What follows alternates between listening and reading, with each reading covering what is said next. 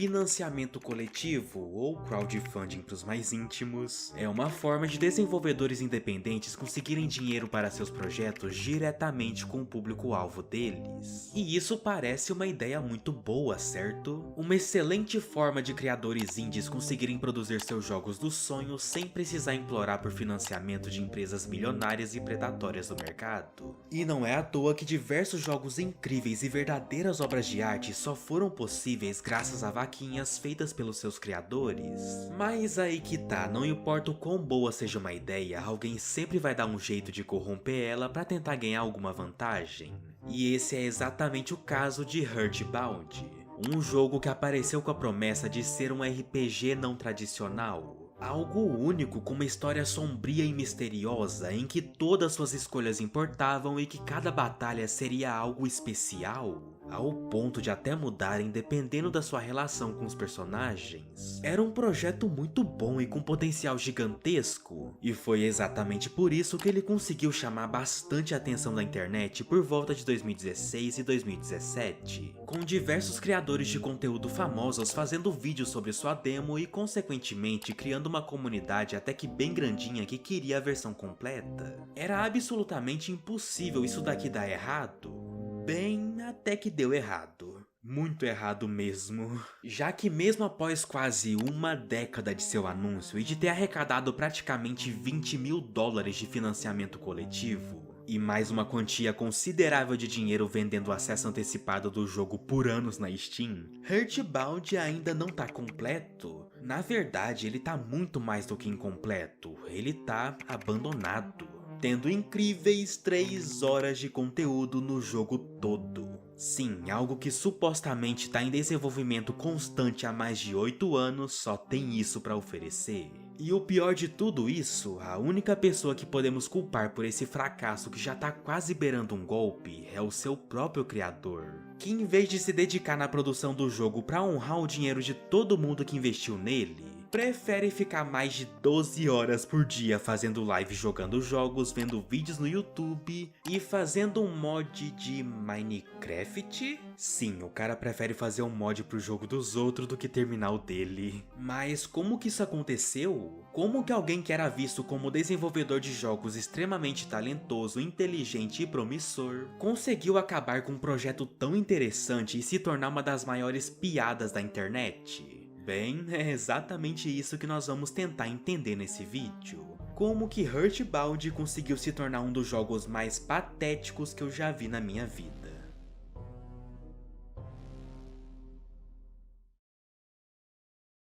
Em 2015, Toby Fox acabou lançando um dos maiores jogos indies de todos os tempos, e ele foi Undertale. Seus gráficos simples, gameplay criativa, personagens carismáticos e história genuinamente interessante e profunda, acabou conquistando a internet de uma forma que nem o seu criador esperava. Todos os criadores de conteúdo de gameplay da época fizeram vídeos sobre ele, e sua comunidade dobrava de tamanho a cada dia que passava. Até chegar a um ponto que fangames, animações e música já não eram o suficiente para saciar essa sede de conteúdo que as pessoas ficavam depois de zerar o jogo. Elas queriam algo novo, mas que ao mesmo tempo tivesse aquele gostinho de Undertale que elas tanto amavam. E um homem rapidamente acabou percebendo isso, e ele foi Jason Thor Hall, um desenvolvedor indie de jogos que aparentemente era alguém extremamente inteligente e talentoso, já que segundo o mesmo ele estava na indústria de games há 20 anos, com 7 desses anos sendo funcionário da Blizzard, que pra quem não sabe é simplesmente a dona de World of Warcraft e Overwatch. Então o currículo do cara devia ser bem impressionante pra ter conseguido entrar numa empresa tão renomada assim, não é? Então, a gente vai falar disso mais tarde. Então, quando ele percebeu essa sede de jogos inspirados em Undertale que as pessoas estavam tendo, ele pensou: por que não criar o meu próprio jogo nesse estilo pra surfar um pouquinho nesse hype? E foi assim que o projeto Earthbound acabou surgindo. Só que para não ficar uma cópia tão descarada, ele fez de tudo para fazer o marketing do seu jogo em volta do fato dele não estar se inspirando no jogo do Toby Fox, mas sim na maior e principal inspiração do jogo do Toby Fox, Earthbound. E sim, o nome do jogo do cara é literalmente uma cópia dele. o que talvez já fosse um sinal do caráter um pouquinho duvidoso do seu criador. Então, em 2017, Jason criou uma campanha no Kickstarter para tentar arrecadar $5.000 para a criação de Earthbound, onde ali ele fez todas as suas promessas incríveis sobre o quão diferenciado e único o jogo dele seria, inclusive coisas grandes demais para um jogo indie de orçamento tão pequeno assim, mas as pessoas só ignoraram esse detalhe e apoiaram em massa a campanha do cara, fazendo com que ela fosse alcançada em apenas 24 horas, e no final dela ele já tinha conseguido arrecadar $19.000 para o seu projeto. Então isso foi um final feliz, não é? Então não, definitivamente não. Logo quando a meta foi alcançada, ele meteu que devs fugirem com o dinheiro arrecadado ou só não entregarem o que prometeram era um problema gigante do Kickstarter. Então, para mostrar que ele não faria isso, ele decidiu que vai streamar todo o desenvolvimento do jogo na Twitch. E olhando isso superficialmente, ele parece um homem honrado e totalmente transparente com a sua comunidade, não é? Mas hoje em dia, depois de quase 10 anos desse anúncio, ficou bem claro que isso não foi nada mais do que só uma desculpinha esfarrapada pra ele virar um streamer. E ainda por cima ganhar dinheiro em cima do personagem desenvolvedor de jogos inteligentão e maneiro. E não, eu não tô exagerando. Ele criou seu canal do YouTube chamado Pirate Software como uma forma de documentar o desenvolvimento de Earthbound. E de começo realmente foi isso. Ele postava vídeos mostrando o desenvolvimento de sistemas, gráficos, mapas e até dos menus do jogo. O problema é que não demorou muito para a maioria desses vídeos se tornarem apenas trechos da trilha sonora dele. Mas, por volta de 2021, alguns vídeos diferentes começaram a ser postados. Só que eles não eram atualizações sobre como o projeto estava ficando, mas sim cortes das lives do Jason. Todo o visual que ele construiu para suas lives era baseado em Earthbound. Até a animação de Donate ao cachorrinho que tem no jogo. Era quase como se ele estivesse gritando: gente, essa live é sobre o jogo, tá? Eu não tô fugindo com o dinheiro de vocês não, hein? E de começo elas realmente eram ele trampando no código do game. Só que quando o conteúdo que ele produzia na Twitch começou a gerar um dinheiro interessante, misteriosamente a quantidade de tempo que ele começou a trabalhar no jogo foi diminuindo, e tudo ficou ainda pior em 2023. Pois foi nesse ano que ele começou a pegar clipes das suas lives e postar eles em massa nos shorts do YouTube. E apesar dele falar muita coisa errada nesses vídeos, o seu tom arrogante e prepotente fazia ele parecer um gênio do mundo dos games pro público médio que topava com o conteúdo dele. E não demorou muito para ele conseguir uma audiência gigantesca com esses shorts, e quando eu digo gigante eu não tô zoando. O cara simplesmente conseguiu 2 milhões de inscritos no YouTube em só 2 meses. E foi dessa forma que em menos de um ano ele saiu de alguém extremamente nichado para simplesmente um dos maiores streamers da Twitch, batendo recordes de público, doações recebidas em dinheiro e até mesmo ganhando o prêmio de melhor streamer desenvolvedor de jogos no Streamer Awards. E agora você deve estar se perguntando, beleza, mas e o Earthbound? Então, ele meio que foi abandonado.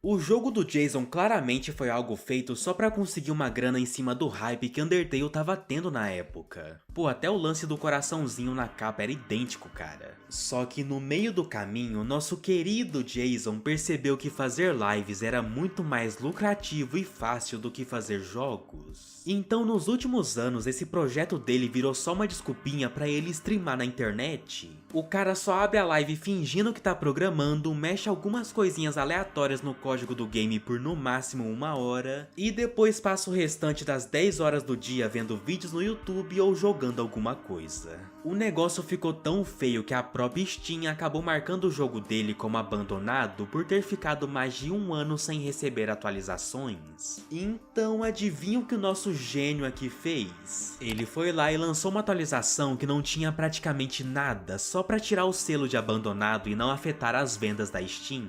Sim, o cara é bizonho nesse nível. E o mais patético de tudo isso é que o Jason sabe exatamente o que tá fazendo.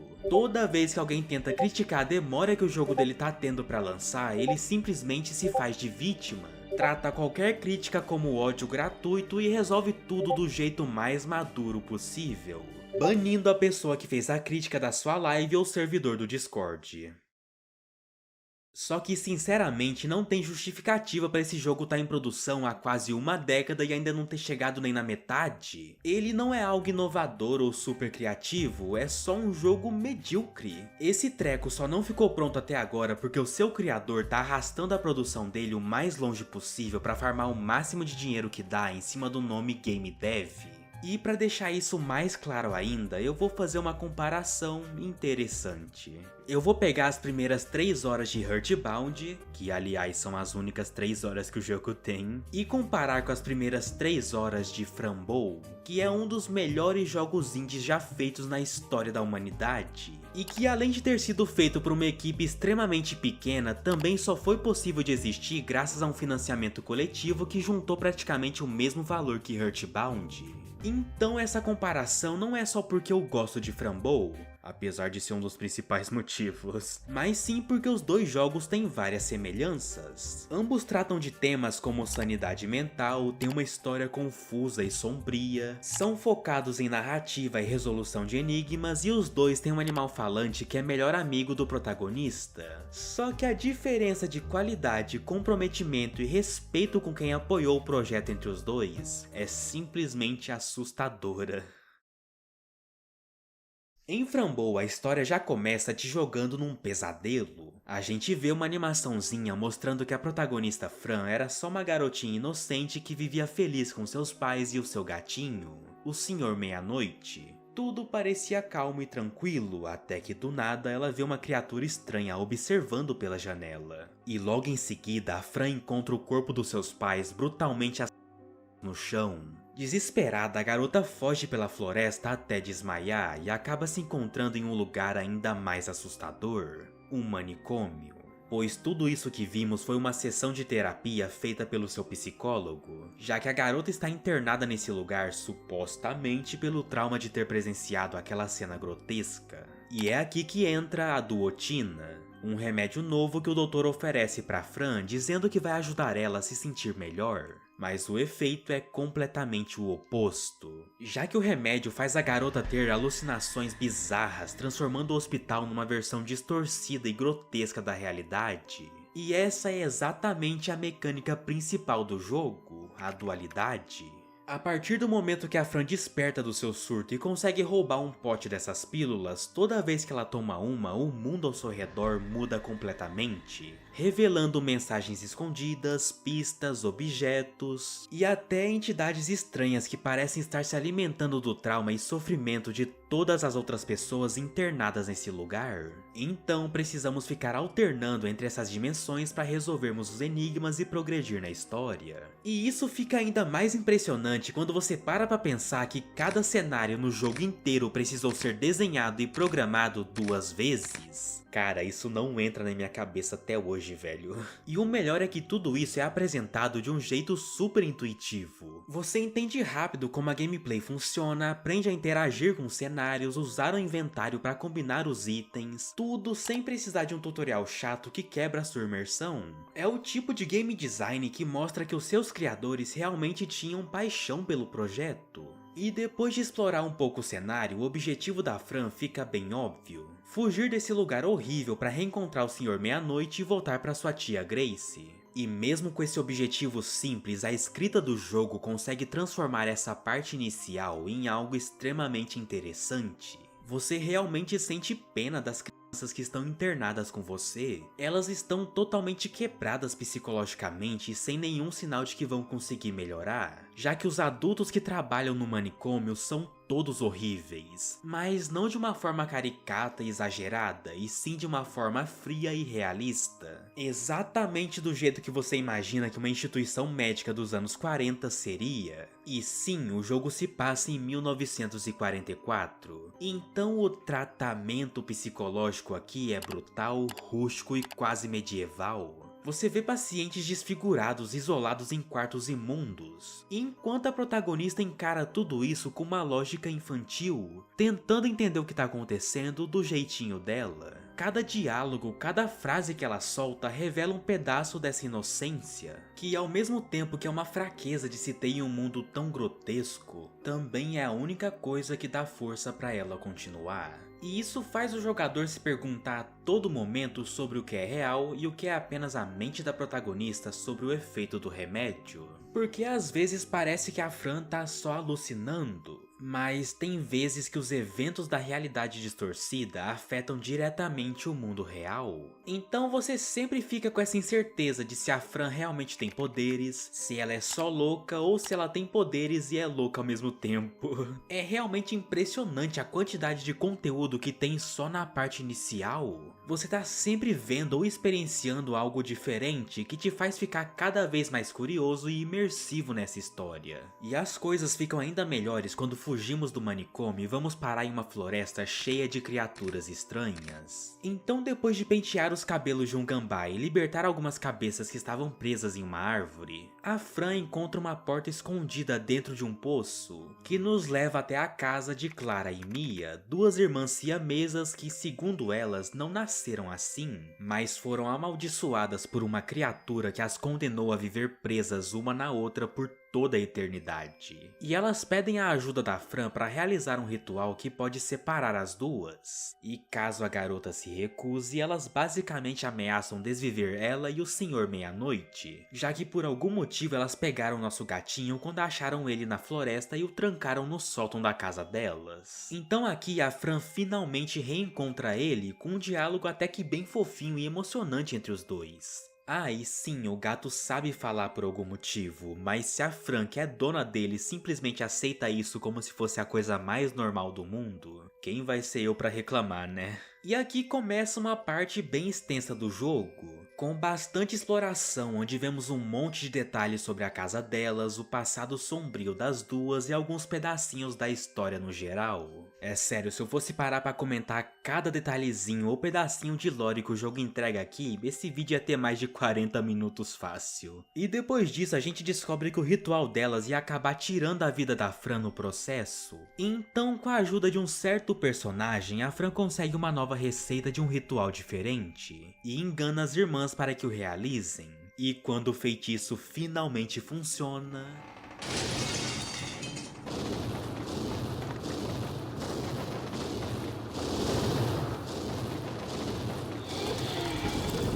as 3 primeiras horas de Frambow chegam ao fim.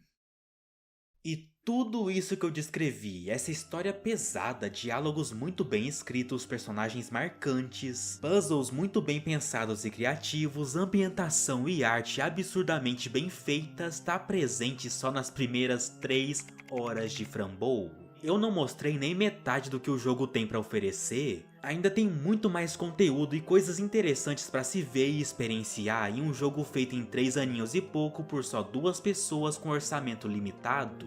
Esse jogo é simplesmente incrível. Então, depois de ver essa obra de arte sendo feita por 2 pessoas que nunca fizeram um jogo antes na vida, você deve estar achando que um cara que supostamente tem 20 anos de experiência na indústria dos jogos também vai conseguir entregar uma obra-prima da indústria indie. Ainda mais depois de ter conseguido provavelmente mais de 100 mil dólares para o seu jogo, se contarmos o dinheiro do Kickstarter, das vendas em acesso antecipado e de todas as suas lives que ele vem fazendo nos últimos anos. E meu amigo, como eu queria que você tivesse certo. Logo quando começamos, a gente já vê o canal da Twitch do Jason estampado no topo da tela, confirmando mais ainda que isso aqui é só uma desculpinha pra ele fazer lives. E ao iniciar o jogo, começamos com nosso protagonista Lori, que é só um cara genérico, com o seu cachorro Baron, que é só um cachorro genérico. E quando saímos do quarto, vemos que o pai do garoto é alguém bem agressivo e grita pra ele tirar o lixo pra fora de casa. Então, depois de completarmos esse objetivo e voltarmos para casa, a motivação para todo o jogo continuar acontece. O cachorro desapareceu.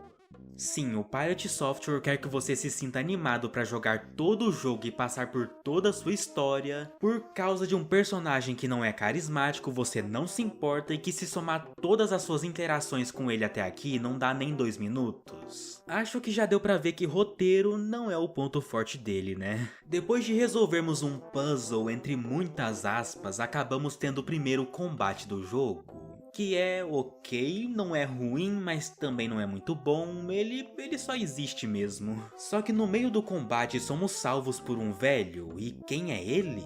Então, isso não importa, já que ele é escrito pra ser aquele personagem misterioso que você vai descobrir suas intenções e motivações na partezinha final da história. O problema é que como o jogo tá incompleto, esse velho meio que acaba sendo basicamente ninguém. Ele praticamente não tem história e nem personalidade porque elas ainda não foram colocadas no jogo. Então depois disso encontramos um livro estranho que é do mal. Já que tá vendo o protagonista com esse sorrisinho exagerado e tosco, então isso é uma forma super inteligente e inovadora de mostrar que ele é malvadinho. E lembra em Frambow que toda a sua atmosfera e mistério eram construídos através de uma ambientação detalhada e diálogos muito bem escritos? Então, em Earthbound, o Jason meio que ficou com preguiça de fazer isso e só meteu uns textos aparecendo na tela. Sim, a parte mais tensa desse jogo é literalmente uns textos falando: você não vai fugir, você é um fracassado, é culpa sua, se inscreva no canal do Tak.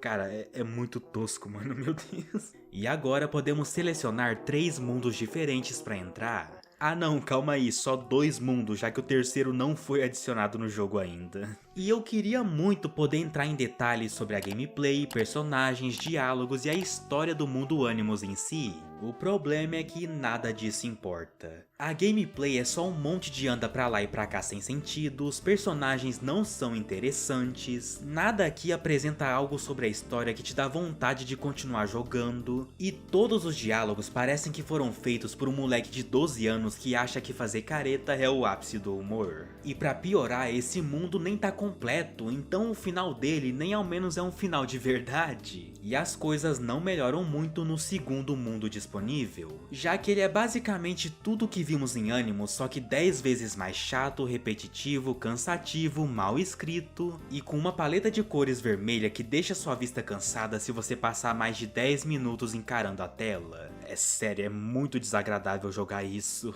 Mas pra compensar todo esse sofrimento, no final dele temos um chefão? Então finalmente vamos ter um pouco de gameplay na nossa gameplay.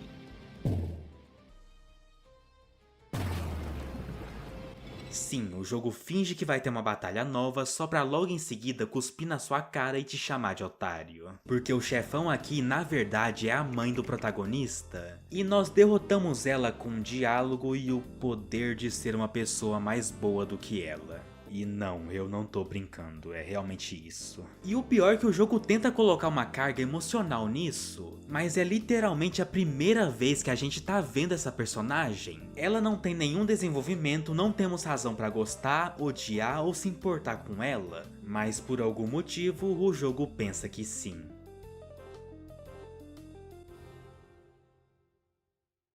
E esse foi Earthbound. Depois disso, o máximo que você consegue ver de conteúdo novo é um teaser do terceiro mundo que termina com o link da Twitch do Jason sendo esfregado na sua cara de novo. E toda essa incompetência e mau caratismo pode até parecer um choque pra quem ainda tinha aquela imagem bonitinha do Pirate Software como um desenvolvedor talentoso e inteligente. Só que tudo começa a fazer mais sentido quando você finalmente descobre quem o Jason realmente é. Lembra daquela historinha de 20 anos de experiência na indústria dos jogos e 7 anos trabalhando na Blizzard? Então, as coisas não eram exatamente como ele contava. Pra começar, ele não entrou na Blizzard por mérito próprio, mas sim por puro nepotismo mesmo. O pai dele, William Hall, era simplesmente uma das pessoas mais importantes da Blizzard e trabalhava lá antes mesmo da empresa se chamar assim, e foi só por causa disso que o Jason conseguiu uma vaga por lá. Ele não era talentoso e muito menos sabia fazer aquele trabalho direito, já que numa entrevista recente com uma ex-colega de trabalho, ela revelou que o Jason era um completo incompetente. Ele não sabia fazer praticamente nada, passava a maior parte do tempo no Reddit ou assistindo vídeos no YouTube, e que o único motivo dele não ter sido demitido durante todos esses anos era o medo que as pessoas tinham de sofrer alguma retaliação.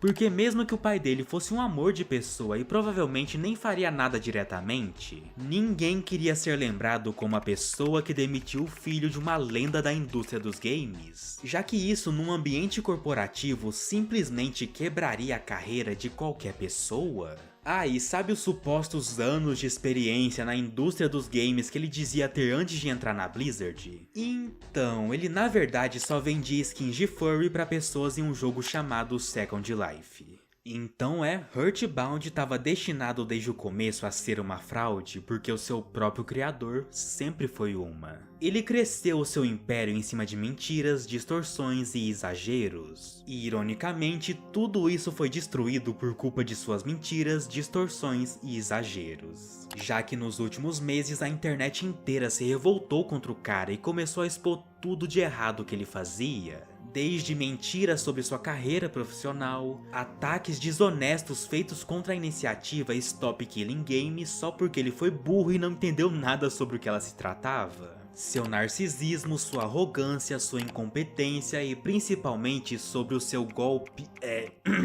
Digo, o seu jogo que já estava em produção há quase 10 anos sem nenhum sinal de que vai lançar em breve. E é por isso que Earthbound está com avaliações extremamente negativas na Steam. Então as pessoas finalmente perceberam que toda a esperança e o dinheiro que elas investiram não foram usados para construir um jogo, mas sim para construir a carreira de streamer de um vagabundo incompetente.